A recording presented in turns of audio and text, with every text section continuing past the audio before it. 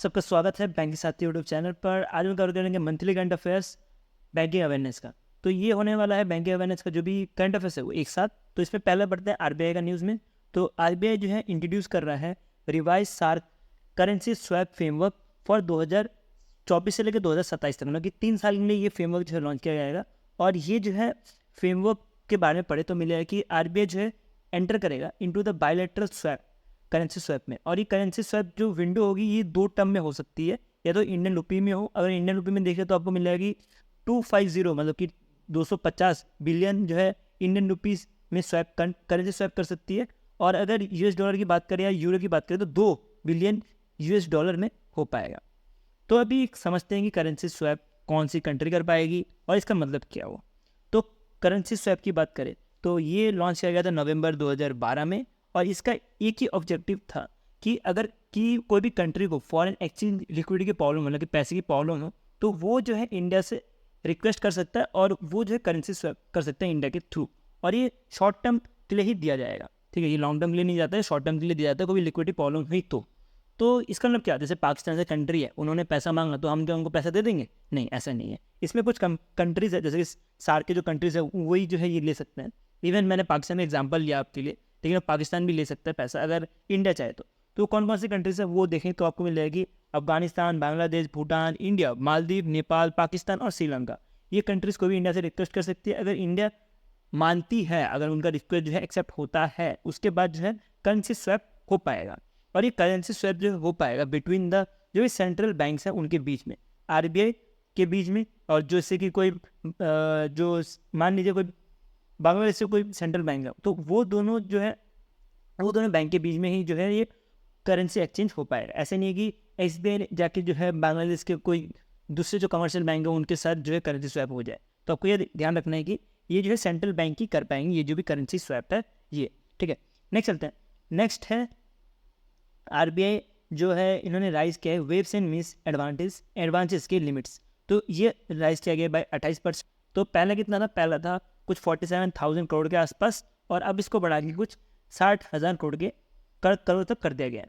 तो ये क्या क्यों गया है कि जो भी यूटी या तो जो भी स्टेट गवर्नमेंट है उनको अगर पैसे की नीड हो तो वो आरबीआई प्रोवाइड करने का काम करता है, ठीक है। तो ये एक तरह का टेम्प्रेरी टाइप का लोन है, मान सकते हो। एक तरह का टेम्प्रेरी लोन है जो कि आरबीआई जो है स्टेट गवर्नमेंट को देता है कि वो जो भी उनके मिसमैच हुई है रिसिप्ट और पेमेंट में तो वो कवर कर पाए, उसी के लिए दिया जाता है। और जैसे मैंने आपको बताया कि शॉर्ट टर्म के लिए दिया जाता है, तो इसका ये जो लोन का पीरियड होता है वो सिर्फ 90 दिन तक ही रहता है, ठीक है। 90 दिन तक ही रहता है और 90 दिन के अंदर ही जो है जो भी लोन रीपेमेंट करना पड़ेगा, जो भी स्टेट गवर्नमेंट है या जो भी यूटी है उनको। और इसमें जो भी चार्जेस लगेंगे वो लगेंगे रेपो रेट पे। तो आपको ये भी याद रखना है जो भी एग्जिस्टिंग रेपो रेट है बैंक का, तो उसके ऊपर ही जो है आरबीआई जो है चार्जेस लगाएगा टू द स्टेट गवर्नमेंट और जो यूटी है उनके ऊपर। नेक्स्ट चलते हैं। नेक्स्ट लॉन्च किया है आरबीआई ने एक प्लेटफॉर्म जिसका नाम है फिनक्यूरी। जैसे नाम से पता लग रहा है कि फिनटेक में क्यूरी करने की बात कर रहा है आरबीआई। तो ये फिनक्यूरी की वजह से जो भी अगर क्यूरी हो किसी पर्सन को या किसी भी जो कंपनीज है उनको, तो वो सीधे आरबीआई के जो ऑफिसर्स हैं उनके साथ बात कर सकते हैं by visiting the fintech department of RBI जो कि मुंबई महाराष्ट्र में है, ठीक है। अगर आप मान लो आप दिल्ली में रहते हो या आपका कोई भी होम टाउन है, अगर आपको फिनटेक क्यूरी है तो आपको आरबीआई ऑफिस मुंबई में जाना पड़ेगा, वो भी फिनटेक ऑफिस वहाँ पे कर पाओगे। तो उसमें ऐसा नहीं कि आप पूरे दिन में कभी भी कर सकते हो। उसके लिए आरबीआई ने कुछ 2 घंटे का एक्सक्लूसिव विंडो रखा है फॉर दी फिनक्यूरी। तो 2 घंटे का टाइम जो रखा गया है वो रखा गया है शाम के 3 से 5 बजे तक। तो ये ऐसा नहीं है कि आप कोई भी दिन में जा सकते हो, इन्होंने आरबीआई ने ऐसे भी नहीं कहा आप कोई भी दिन में जा सकते हो। ये लास्ट वर्किंग वेडनेसडे जो हैगा एवरी मंथ, तो उसी में आप जा सकते हो। तो ये बहुत इंपॉर्टेंट है ये लाइन कि जो last working Wednesday of every month, और वो भी 3 से 5 बजे तक कोई भी अगर क्यूरी हो फिनटेक रिलेटेड तो वो आरबीआई के फिनटेक डिपार्टमेंट में जा सकते हैं जो कि मुंबई में स्टैब्लिश्ड है। तो आपको ये पूरा न्यूज़ जो है इधर ही समझ आ गया होगा, इसी लाइन में पूरा न्यूज़ है, ठीक है। तो आपको इससे कुछ डिटेल में पढ़ने की ज़रूरत है भी नहीं। नेक्स्ट चलते हैं। नेक्स्ट आ रहा है कि आरबीआई ने ज्वाइन किया है प्रोजेक्ट नेक्सस। प्रोजेक्ट नेक्सस जो है एक तरह का instant cross border retail payment service है। तो ये जो है एक तरह का inter linking domestic fast payment system देने का काम करेगा by using the unified platform. Unified platform कौन सा होने वाला है? मान लीजिए कोई एक यूनिफाइड प्लेटफॉर्म है जिसमें डिफरेंट बैंक जो है क्रॉस बॉर्डर ट्रांसफ़र कर पाएंगे। तो इसी के लिए ये प्रोजेक्ट नेक्सस है लॉन्च किया गया था। और ये जो है लॉन्च किया गया था by the founding member of Malaysia, Philippines, Singapore, Thailand और इंडिया। ये जो है एज अ फाउंडिंग मेंबर है, और ये बोला जा रहा है कि ये प्रोजेक्ट जो है लाइव हो जाएगा 2026 तक। ठीक है, तो अब इस प्रोजेक्ट के नेक्सस के बारे में पढ़ते हैं। तो प्रोजेक्ट नेक्सस जो है एक तरह इनोवेशन हब है बाय द बेसल के बारे में पता होगा। तो बेसल से ये एक तरह इनोवेशन हब है जो लॉन्च किया गया है, और ये लॉन्च किया गया है कि स्ट्रीमलाइन और स्टैंडर्डाइज कर पाए कनेक्शन बिटवीन द जो भी डोमेस्टिक इंस्टेंट पेमेंट सिस्टम है वर्ल्ड वाइड में उसको। ठीक है, तो आपको पता होगा कि कितना मुश्किल हो जाता है कि इंटरनेशनली ट्रांसफर करना पैसा, तो उसी को जो है सॉल्व करने के लिए जो है प्रोजेक्ट नेक्सस जो है लॉन्च किया गया है बाय बेसल। ठीक है, तो आपको ये बहुत ज़्यादा ध्यान रखना है, और इसमें फाउंडिंग मेंबर कौन कौन है आपको ये भी बहुत अच्छे से ध्यान रखना है। नेक्स्ट चलते हैं आरबीआई के न्यूज़ के ऊपर। आरबीआई का न्यूज़ आ रहा है कि आरबीआई ने एक्सटेंड कर दिया है जो भी स्कोप ऑफ रेमिटेंस है गिफ्ट सिटी गांधीनगर में उसको। तो ये किया गया है अंडर दी जो LRS नॉर्म्स है उसके अंदर, लेबराइज रेमिटेंस स्कीम के जो भी नॉर्म्स है उसके अंतर्गत। और ये अब किया गया है कि जो भी रेजिडेंशियल है इन इंडिया के इंडिविजुअल रेजिडेंशियल वो रेमिट कर पाएंगे बाहर देश में कुछ 2.5 लाख USD पर फाइनेंशियल ईयर में कर पाएंगे। ठीक है, ये जो है रेमिट कर पाएंगे, ऐसा कुछ जो है आरबीआई का कहना है। और ये रेमिट कर पाएंगे by using the capital account transaction के थ्रू। तो ये कैपिटल अकाउंट ट्रांजेक्शन में भी आपको एक चीज़ याद रखना है कि ये ट्रांसफ़र कर पाएंगे बाय यूजिंग द FCA, मतलब कि फॉरेन करेंसी अकाउंट। उनके लिए फॉरेन करेंसी अकाउंट होना ज़रूरी है जिससे वो ट्रांसफ़र कर पाएंगे। हम आगे समझेंगे कि ये ज़रूरी इतना क्यों है। तो इसके साथ ही बोला गया है कि अब जो भी इंडियन है वो ओवरसीज़ में भी इन्वेस्ट कर पाएंगे यही 2.5 लाख रुपये पर ईयर। ठीक है, ये जो 2.5 लाख रुपये है ये भी फाइनेंशियल ईयर के लिए ही किया जाएगा न। इसके साथ ही जो एक और पॉइंट है आपको ध्यान रखना है कि अब जो भी इंडियन है वो जो है अलाउ कर दिए गए हैं कि वो जो फिक्स डिपॉजिट कर पाएंगे जो भी $, है उसमें भी। लेकिन इसमें कंडीशन है ये गिफ्ट सिटी गांधीनगर में जो बैंक्स है उधर ही कर पाएंगे। ठीक है, अगर उनका कोई अकाउंट होगा गिफ्ट सिटी गांधीनगर में तभी ये जो है फिक्स डिपॉजिट कर पाएंगे $, में भी। इसके बाद इस अकाउंट के बारे में पढ़ते हैं क्या है ये foreign currency account. Foreign currency account एक तरह का अकाउंट है जिसमें जो भी पर्सन है वो अपना पैसा जो है होम करेंसी में नहीं रख सकता। इसका मतलब क्या हुआ, वो अपनी करेंसी इंडियन रुपीज़ के अलावा अगर कोई दूसरी करेंसी में रखता है पैसा तो उस केस में बोला जाता है फॉरेन करेंसी अकाउंट। तो अब जो फॉरेन करेंसी अकाउंट है इनको अलाउ कर दिया कि ये इन्वेस्ट कर पाएंगे मैनेजमेंट पोर्टफोलियो स्किल्स में भी। तो आपको ये भी थोड़ा ध्यान रखना है। नेक्स्ट चलते हैं। नेक्स्ट आ रहा है कि आरबीआई ने ऑथराइज कर दिया है बैंक्स को कि वो जो है यूटिलाइज कर सकता है ब्री वर्क रेटिंग जो इंडिया प्राइवेट लिमिटेड है उसको। तो ये जो है बहुत टाइम से रोका गया था कि इसको नहीं यूज़ किया जाएगा। ये तरह क्रेडिट रेटिंग एजेंसी है जैसे कि सिबिल है वैसे कुछ, लेकिन अब जो है इसको अलाउ कर दिया। बहुत टाइम से इसको रोक के रखा था कि ये काम नहीं करेगी। तो ये डिटरमाइन करेगी जो भी रिस्क वेटेज है इन कैपिटल एडुकेटिव पर्पज़ के लिए। अब हम इसके बारे में पढ़ते हैं क्या होता है ये risk weighted asset. Risk weighted asset जो है ये क्रूशियल होता है बैंकिंग का जो कैपिटल एडुकेटी है उसको नापने के लिए कि वो जो है कितना पोटेंशियल जो है सह सकता है। ठीक है, तो उसी के लिए जो है ये रिस्क वेटेड एसिड जो है निकाला जाता है। तो इसके अंतर्गत अब जो भी ब्रिक्स वर्क रेटिंग है ये दे पाएगा बैंक्स लोन में, नॉन कन्वेक्शन डेब्ट्स में, कमर्शियल पैकेट्स में, पेपर्स में, बॉन्ड्स में और सिक्योरिटी पेपर्स, ये सब में जो है अब अपनी रेटिंग दे पाएगा। और इसमें भी जो बैंक लोन है वो दे पाएगा अप टू 2.5 करोड़। तो ये लिमिट रखेगी 2.5 करोड़ तक की जो है 250 करोड़ तक की जो है ये एज अ लोन को बैंक लोन को जो है रेटिंग दे पाएगा। अब इसके बारे में कुछ बैकग्राउंड में पढ़ते हैं कि कब ये कैंसिल हुआ था। तो सेबी ने इसको कैंसिल किया था 2022 अक्टूबर के महीने में, और इसको अप्रैल 2024 में ही एक मीटिंग हुई थी जिसके अंतर्गत इनको अप्रूवल मिल गई थी सेबी से कि ये जो है नॉर्मल ऑपरेशन चालू कर सकते हैं। ठीक है, तो इसमें इसके साथ ही जो नए क्लाइंट्स हैं वो भी ऑनबोर्ड कर सकते हैं, ऐसा कुछ सेबी का कहना था। और अप्रैल 2024 में ही संतोष बी नायर को एज अ चेयरपर्सन भी बनाया गया था इस बोर्ड का। ठीक है, brick work rating India limited का एज अ चेयरपर्सन अपॉइंट किया गया था संतोष नायर को। तो आपको ये भी ध्यान रखना है पर्सन का नाम। नेक्स्ट न्यूज़ चलते हैं। नेक्स्ट न्यूज़ आ रहा है कि आरबीआई ने सेलेक्ट किया है 5 फर्म्स को। आउट ऑफ 22 एप्लीकेशन आए थे उसमें 5 फर्म जो है सेलेक्ट हुए हैं कि वो जो है प्रॉब्लम सॉल्व करेंगे जो भी 5th coherent of regulatory sandbox है उसका। तो इस बार जो 5th coherent of regulatory sandbox है उसका थीम है न्यूट्रल, और इसमें जो 5 कंपनीज आपको मिलेगी वो आप यहाँ से पढ़ सकते हो। तो ये 5 कंपनी के नाम अच्छे से पढ़ लो। तो ये इसका काम रहेगा कि टेस्टिंग करना जो भी इनका प्रोडक्ट है फ्रॉम अगस्त 2024 से। तो जो भी आरबीआई का जो भी प्लेटफॉर्म है उसको यूज़ किया जाएगा और वहाँ पे जो भी कंपनीज है ये अपना जो भी इसका प्रोडक्ट है उसको इम्प्लीमेंट करेगी और उसका जो है सॉल्यूशन आने की कोशिश करेगी जो भी आरबीआई के प्रॉब्लम्स हैं उनको। तो अब इसके बारे में पढ़ते हैं कि ये कंपनीज क्या क्या करने वाली है। तो जो पहली कंपनी है CCPL, इनका काम रहेगा कि जो भी लोन डिफ़ॉल्ट होता है उसको प्रिडिक्ट करना डिफरेंट लेवल पे, जैसे कि हाई रिस्क कौन सा लोन है, मीडियम रिस्क कौन सा लोन है, लो रिस्क कौन सा लोन है, तो ये सब डिसाइड करने का काम होगा CCPL का। इसके बाद नेक्स्ट चलते हैं, नेक्स्ट है ETPL। ETPL का काम है कि ये जो है फैसिलिटेट करेगा डिजिटल नॉन रेजिडेंशियल एक्सटर्नल और जो नॉन रेजिडेंशियल ऑर्डिनरी अकाउंट होता है उनको। ये मोस्टली जो NRI होते हैं उनके लिए रहता है कि वो जो है वीडियो के थ्रू जो है KYC कर पाए, तो इसका ये काम होने वाला है। इसके बाद FTPL का काम होने वाला है कि जो भी MSME है जो लार्ज एंटरप्राइज में रहते हैं वो जो है ब्लॉकचेन टोकन यूज़ करके जो है वो उनका जो भी रिसीवर्स है वो ले पाए। नेक्स्ट है IBDIC जो कि सेम चीज़ करने वाला है, जो MSME है उनको ब्लॉकचेन की फैसिलिटी देगा और जो भी अफोर्डेबल फाइनेंसिंग है मतलब कि जो लोन है वो देने का काम करेगा।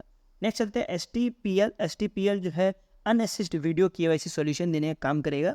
अब हम रेगुलेटरी सैंडबॉक्स के बारे में पढ़ते हैं। तो ये रेगुलेटरी सैंडबॉक्स जो है अगस्त 13, 2019 में जो है इस्टेब्लिश किया गया था on the recommendation of working committee on fintech and digital banking. और इसका काम होता है कि जो भी प्रोडक्ट है उसकी जो लाइव टेस्टिंग की जाए RBI के जो भी इन्वॉल्वमेंट है उसमें। तो इसमें प्रीवियस जो है 4 कोरेंट कौन कौन से थे वो भी हम पढ़ लेते हैं। तो पहला कोरेंट था रिटेल पेमेंट, दूसरा कोरेंट था क्रॉस बॉर्डर पेमेंट, तीसरा था MSME लैंडिंग और चौथा था prevention and mitigation of financial fraud. तो आपको चारों के सारों के साथ एक पांचवा और ऐड हो गया जो कि है न्यूट्रल। तो आपको ये सारे के सारे याद रखने पड़ेंगे, एग्जाम पॉइंट ऑफ व्यू बहुत ज़्यादा इंपॉर्टेंट है आपके लिए। नेक्स्ट पढ़ते हैं, नेक्स्ट चलते हैं।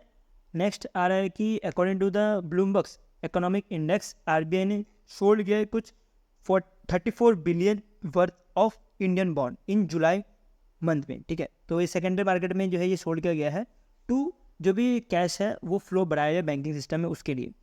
तो ये क्यों किया गया, क्यों RBI ये जो है बॉन्ड सील कर रहा है? तो उसका सबसे बड़ा रीज़न ये है कि RBI के पास जो जून वाला महीना था उसमें बहुत ज़्यादा इन्वेस्टमेंट आया था, तो उसी वजह से RBI जो है इतना ज़्यादा जो इंडियन बॉन्ड है वो बेच रहा है। तो ये क्यों आया था, रीज़न क्या है इसके पीछे, ये जो फॉरेन इन्वेस्टमेंट इतना ज़्यादा इंक्रीज़ कर गया है। तो आप देखोगे कि इसमें जो JP मॉर्गन के बारे में पता होगा, तो JP मॉर्गन का जो government bond index emerging market है उसके अंतर्गत इंडिया गवर्नमेंट बॉन्ड को रखा गया था, जिसकी वजह से जो इंडिया का जो विद इन द मंथ जो है 1 बिलियन से ज़्यादा इन्वेस्टमेंट हो गया था इंडियन बॉन्ड में, जिसके से RBI जो है अब इसको खर्च कर रहा है। तो अब बढ़ता है इंडिया जो है बिकम, इसके बाद इंडिया जो है 25th मार्केट बन चुका है जो कि इसी इंडेक्स के अंतर्गत आया था जो कि JP मॉर्गन ने दिया था। और एज पर दी ब्लूमबर्ग इंडेक्स जो बैंक की लिक्विडिटी डिपॉजिट है विद RBI वो स्टोर करती है कुछ 1.4 ट्रिलियन में, ठीक है। तो आपको ये पूरा जो भी वैल्यू है आपको ये सारा का सारा ध्यान देना है। नेक्स्ट चलते हैं RBI के जो भी पेनल्टी है वो पढ़ते हैं। तो RBI के पेनल्टी मिलेगी HCBC बैंक के ऊपर कुछ 29.6 लाख रुपये लगाए गए कि इन्होंने कार्ड रूल वायलेशंस किया है। वो डेबिट कार्ड क्रेडिट कार्ड सारे के सारे रूल में वायलेशंस किए थे, जिसकी वजह से इनके ऊपर ये पेनल्टी लगी। एग्जाम पॉइंट ऑफ व्यू से आपको इतना पता होना चाहिए कि कार्ड रूल वायलेशन किया गया है, इतना इंपॉर्टेंट नहीं है कि डेबिट कार्ड पे लगा है क्रेडिट कार्ड पे लगा है, ठीक है। तो ये सब सारे कार्ड में लगा है, मैं बता देता हूँ। डेबिट कार्ड क्रेडिट कार्ड जितने भी कार्ड आते हैं सब में ये वायलेशन लगाए। नेक्स्ट जो पेनल्टी लगी है वो पढ़ते हैं। तो नेक्स्ट जो पेनल्टी लगी है वो PNB बैंक के ऊपर लगी है, वो 1.31 करोड़ रुपीज़ की लगी कि इन्होंने जो भी नॉन कंप्लायंस है वो अच्छे से फॉलो नहीं किया, जो भी RBI गाइडलाइन है वो अच्छे से फॉलो नहीं किया लोन्स एंड एडवांसेस में, उसके लिए ये लगाया गया है। उसके बाद येस बैंक में लगाया गया कुछ 10,000 रुपये। ये बहुत फनी है कि येस बैंक के ऊपर से 10,000 रुपये लगाए गए कि इन्होंने जो भी मल्टी लेटेड नोट्स होते हैं उनको एक्सचेंज नहीं किया, जिसके से येस बैंक पे और लगाया गया है। बाकी आप वीडियो पॉज करके ये सारे जितने भी फाइन्स लगे हैं वो पढ़ सकते हो, वापस रिपीट करने का कोई मतलब नहीं बनता। नेक्स्ट पढ़ते हैं लाइसेंस जो RBI ने या डिफरेंट जो रेगुलेटिंग बैंक जो है वो देती है। तो आपको ये मिलेगा कि बैंगलोर बेस्ड एक इंश्योरेंस टेक स्टार्टअप है जिसका नाम है कब्जरी। अजीब सा नाम है यार, कब्जरी, ठीक है। तो ये जो लाइसेंस दिया गया है by insurance regulatory and development authority of India, और ये लाइसेंस दिया है brokerage licence, direct brokerage licence दिया गया है। अगर आप डायरेक्ट ब्रोकेज लाइसेंस का मतलब पढ़ोगे तो आपको मिलेगा कि ये एक तरह का लाइसेंस है जो कि बिजनेस इंश्योरेंस के लिए दिया जाता है। तो ये लाइसेंस अब मिल चुका है और अभी जो भी बिजनेस है वो ये जो इंश्योरेंस दे पाएंगे, ठीक है, ये स्टार्टअप जो बैंगलोर बेस्ड है। नेक्स्ट चलते हैं, ये एक तेजपुर का कोऑपरेटिव बैंक है जिसका लाइसेंस कैंसिल किया गया है, और इसका रीज़न ये बोला गया कि इन्होंने जो है कैपिटल एडुकेट रखा था, मतलब कैपिटल कम होने की वजह से इनका जो है लाइसेंस कैंसिल किया गया है। और इनको बोला है कि जो भी ऑपरेशन है इनको 24 जुलाई 2024 तक बंद करने के लिए बोला गया है। इसका आप देख सकते हो कि बनारस मर्चेंट कोऑपरेटिव बैंक का भी जो लाइसेंस है वो कैंसिल किया गया है कि इनके पास भी जो कैपिटल है वो बराबर नहीं था, जिसकी वजह से। इसके बाद कर्नाटका का बैंक का एक इसके बाद कर्नाटका का भी एक बैंक देख सकते हो जिसका भी फाइनेंशियल पोजीशन अच्छा नहीं था, जिसकी वजह से इनका लाइसेंस कैंसिल किया गया है। इसके बाद आंध्र प्रदेश का एक बैंक है जिसका वही कैपिटल का ही प्रॉब्लम है कि कैपिटल जो है बराबर नहीं था, जिसकी वजह से आरबीआई ने इनका भी लाइसेंस कैंसिल कर दिया है। नेक्स्ट बढ़ते हैं सेबी के न्यूज़। तो सेबी ने राइज किया है बेसिक सर्विस डिमैट अकाउंट की थ्रेशोल्ड। तो ये पहले जो थ्रेशोल्ड थी वो 2 लाख रुपए थी, लेकिन अब जो है बढ़ा के 10 लाख रुपए कर दी गई है। और ये जो है इफेक्ट हो जाएगा कम इनटू इफेक्ट फ्रॉम 1 सितंबर 2024 से। तो 1 सितंबर 2024 से जो इसकी लिमिट है, थ्रेशोल्ड लिमिट जो है 10 लाख रुपये हो जाएगी।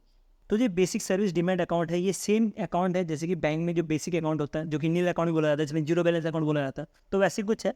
तो इसी के लिए कुछ एलिजिबिलिटी क्राइटेरिया भी रखी गई है बाई सेबी। तो इसके अंतर्गत बोला गया है कि कोई भी इंडिविजुअल अगर उसके पास एक डिमैट अकाउंट है तब वो एलिजिबल है। इसी के साथ उसका जो भी सिक्योरिटी वैल्यू है वो लेस देन 10 लाख होना चाहिए, तभी वो जो है एलिजिबल है फॉर दिस अकाउंट। ये जो था पहले 2 लाख रुपये था और इसको बढ़ा के अब 10 लाख रुपये कर दिया। इन केस कभी भी अगर उसने अकाउंट बना लिया और उसका जो पोर्टफोलियो है वो 10 लाख के ऊपर बढ़ गया, तो उस केस में जो उसका डीमैट अकाउंट है, जो भी पर्सन का डीमैट अकाउंट होगा, वो BSDA से जो है रेगुलर डीमैट अकाउंट बन जाएगा।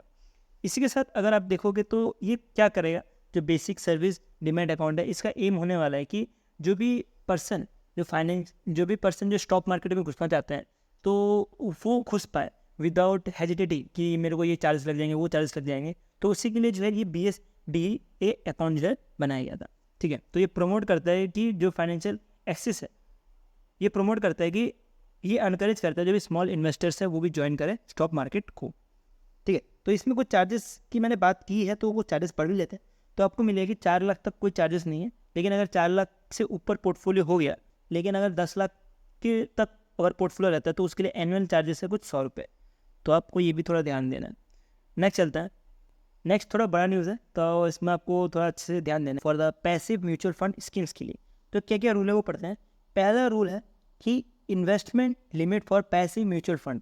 इसके लिए जो लिमिट रख दी गई है कि जो भी इन्वेस्टर है वो इन्वेस्ट कर पाएगा more than 25% of their net asset, मतलब कि 25% के नेट एसेट से ज़्यादा इन्वेस्ट नहीं कर पाएगा। तो ऐसा कुछ बोलना है पहला रूल के हिसाब से। अगर दूसरे रूल की बात करें तो investment limit for equity oriented ETF and index fund. जैसे कि आप देख सकते हो कि इसमें जो इक्विटी ओरिएंटेड ETF और इंडेक्स फंड नहीं था, इसको छोड़ गया था, तो इसमें दूसरा रूल इन्होंने इधर डाल दिया। तो इसमें बोला गया है कि अब जो भी इन्वेस्टर वो इन्वेस्ट कर पाएंगे up to 35% of the net asset value जो भी स्पॉन्सर ग्रुप है उधर। तो ऐसा कुछ दूसरे रूल का कहना है। और तीसरे रूल में चले तो तीसरे रूल का कहना है कि जो association of mutual fund in India है वो पूरा रिस्पॉन्सिबिलिटी लेना है कि जो अपग्रेडिंग करनी है या जो पब्लिशिंग करनी है of list of SEBI approve indexes, और वो करनी पड़ेगी बायनली, मतलब कि अप्रैल 15 और जो अक्टूबर 15 है हर साल में इनको जो है ये लिस्ट जो है प्रोवाइड करना पड़ेगा सेबी को। और इन केस कोई ना कोई पैसिव स्कीम जो है वो अप्रूव नहीं होती है इस इंडेक्स के अंतर्गत, तब जो भी कंपनी रहेगी उनको जो है रीबैलेंस करने का टाइम दिया जाएगा उनकी पोर्टफोलियो विद इन 30 डेज़ का। और अगर मान लीजिए कि वो 30 डेज़ में भी नहीं कर पाई तो उनको जो भी उनका रीज़न है कि वो रीबैलेंस नहीं कर पाए अपने पोर्टफोलियो को, वो एक्सप्लेनेशन देनी पड़ेगी इन्वेस्टमेंट कमेटी को। अगर इन्वेस्टमेंट कमेटी अगर वो सेटिस्फाई करती है जो भी उन्होंने बोला है तो उस केस में वो जो है 60 दिन और दे सकते हैं फॉर रीबैलेंस, मतलब कि टोटल 90 दिन दिया जाएगा फॉर रीबैलेंसिंग, ऐसा कुछ सेबी का कहना है। और अगर वो रीबैलेंस तब भी नहीं कर पाए, 90 दिन में भी रीबैलेंस नहीं कर पाए, तो सेबी जो है प्रोवाइड कर देगा जो भी AMCs है कि वो जो है नए स्कीम्स नहीं लॉन्च कर पाएगा, और जो भी नई स्कीम्स नहीं लॉन्च कर पाएगा जब तक उनके जो है पुराने जो स्कीम्स है वो रीबैलेंस ना हो जाए। और इवन वो जो है लीव नहीं कर पाएगा जो भी एग्जिट लोड है उसको भी। तो आपको ये पूरा ध्यान देना है। अब पैसिव म्यूचुअल फंड की बात करें तो ये एक तरह का इन्वेस्टमेंट ऑप्शन होता है जिसमें जो परफॉर्मेंस होती है वो पर्टिकुलर मार्केट का जो है मिरर टाइप में किया जाता है। ठीक है, ये प्रॉपर मार्केट नहीं होता लेकिन उसका मिरर फॉर्म में जो है किया जाता है फंडिंग, तो उसी को बोला जाता है पैसिव म्यूचुअल फंड। एक इजी लैंग्वेज में समझो तो आपको मैं बोलूँ कि जैसे कि निफ्टी और सेंसेक्स है तो उसी का अगर डुप्लीकेट फॉर्म में अगर कुछ जो ऐसे स्टॉक है उसको अगर कॉपी कर लिया और उसमें कुछ चेंजेस किए तो उसको बोला जाता है पैसिव फंड। तो ये हो गया पैसिव फंड। बाकी आप वीडियो को पॉज करके ये सारी चीज़ें पढ़ सकते हो। इवन मैं पीडीएफ में ये सारी चीज़ें प्रोवाइड कर दिया हूँ, तो आपको इतना ज़्यादा टेंशन लेने की ज़रूरत नहीं। मेन चीज़ें हमने पढ़ ली और समझ ली क्या है। नेक्स्ट चलते हैं, नेक्स्ट क्या न्यूज़ आ रही है। नेक्स्ट है कि सेबी ने रिकॉग्नाइज किया है बीएससी को as a supervisory body for RAABS और IAABS। इसके बारे में हम नीचे पढ़ेंगे क्या है ये RAABS और IBBS। तो ये जो है ओवरसीज करेंगे जो भी इनके मैनेजमेंट और एडमिनिस्ट्रेशन है उसको, और ये किया जाएगा 25 जुलाई 2024 तक। और इसका जो टर्नओवर होने वाला है 5 साल का रहेगा। ये 5 साल तक जो भी सुपरवाइज करने का काम करेंगे ये। अब इसके बाद क्या हो जाएगा, बीएससी को पावर मिल जाएगा कि ये जो है SOP बना सकते हैं, बाईपास कर सकते हैं लॉ को। इवन जो FAQ जो है वो बना पाएंगे जो भी ये RA है और IA है उनका। अब ये RA और IA क्या है इसके बारे में थोड़ा कुछ पढ़ते हैं। तो RA का मतलब हो गया रिसर्च एनालिस्ट और IA का मतलब हो गया जो इंश्योरेंस एनालिस्ट होता है। तो इनका जो भी फ्रेमवर्क है ये डेवलप करने का काम हुआ बीएससी का। ये बीएससी बम्बई स्टॉक एक्सचेंज ही है, तो आपको ये कंफ्यूज नहीं होना इसके साथ। लेकिन आपको एक चीज़ याद रखनी है कि ये एडमिनिस्ट्रेशन तो ये करेंगे, बीएससी करेगा, लेकिन जो इनका जो रजिस्ट्रेशन फ़ी है वो भी कुछ चेंजेस किए गए हैं, तो वो करेगा सेबी, और वो किया जाएगा 25 जुलाई 2024 से ही। तो ये चेंजेस जो है, ये जो भी रजिस्ट्रेशन फ़ी है वो चेंजेस करने का सेबी का रहने वाला है, जो रिसर्च एनालिस्ट का होगा। नेक्स्ट पढ़ते हैं जो भी की पॉइंट है वो एक साथ। जो भी एप्लीकेंट है अगर उनको रजिस्ट्रेशन करना है या तो रिन्यू करना है, जो भी इनका रिसर्च एनालिस्ट है या तो इंश्योरेंस एनालिस्ट है, तो उनको जो एडमिनिस्ट्रेशन फ़ी है वो पे करना पड़ेगा, जो भी डिटरमाइन करेगा ये दो इंस्टीट्यूट। ये एक रिसर्च की इंस्टीट्यूट है और ये जो है इंश्योरेंस की इंस्टीट्यूट है। तो ये दो इंस्टीट्यूट जो डिटरमाइन करेंगे वही जो है पैसा पे करना पड़ेगा।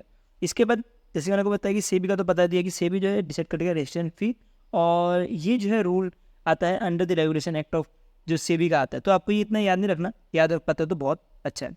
नेक्स्ट चलते हैं, ये इसके बारे में पढ़ते हैं। अब ये क्या है RASB का अगर फुल फॉर्म देखो तो आपको मिलेगा research analyst administration and supervising body, और ये एक तरह का सेबी का प्रपोजल था 2013 में आई थिंक, ठीक है। तो ये जो है रिसर्च करने के लिए काम करता है, ठीक है। तो ये मार्केट को रिसर्च करने का काम करता है कि कैसा जो है मार्केट चलता है, और इसका गोल होता है कि इन्वेस्टर का इंटरेस्ट जो है वो प्रोटेक्ट किया जाए और रेगुलेट किया जाए सिक्योरिटी मार्केट को। तो ये आपको ध्यान रखना है। इसके बाद पढ़ते हैं कि investment advisory administration and security body का काम क्या होता है। तो इसका काम जैसे कि नाम से पता लग रहा है कि इन्वेस्टमेंट को एडवाइस, जो भी इन्वेस्टमेंट देने के लिए जो एडवाइस करते हैं तो उनको देखने का काम होता है, ठीक है।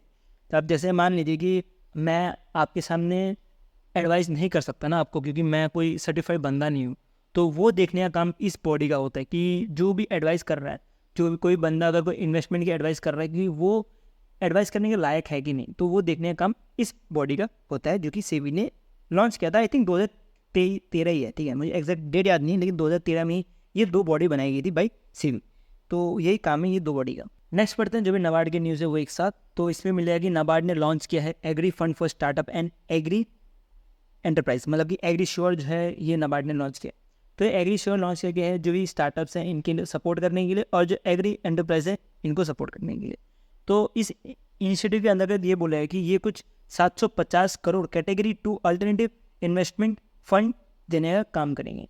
तो ये क्या है ये पढ़ते हैं। तो आपको मिलेगा कि जो कैटेगरी 2 AIF है ये फॉल नहीं करता कैटेगरी 1 में और कैटेगरी 3 में, मतलब कि टोटल 3 तरह की कैटेगरी आती है। तो ये कैटेगरी 2 जो है वो 1 और 2 में फॉलो नहीं करता, और ये डज नॉट यूज़ लीवरेज और बोरिंग, ये बोरिंग और निकले यूज़ नहीं कर सकते, ठीक है।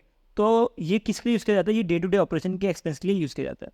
तो ये जो दिया जा रहा है वो कुछ 250 करोड़ रुपये जो है वो दिया जा रहा है नाबार्ड के थ्रू, और 250 करोड़ रुपये दिया जा रहा है from ministry of agriculture and farmer welfare के थ्रू, और 250 करोड़ रुपये जो है दिया जा रहा है फ्रॉम अदर इंस्टीट्यूट। तो आपको ये इंडिविजुअली जो भी डेटा है आपको ये भी याद रखना है कि 250 करोड़ रुपीज़ ये 3 इंस्टीट्यूट अपने आप से अलग अलग से दे रहे हैं।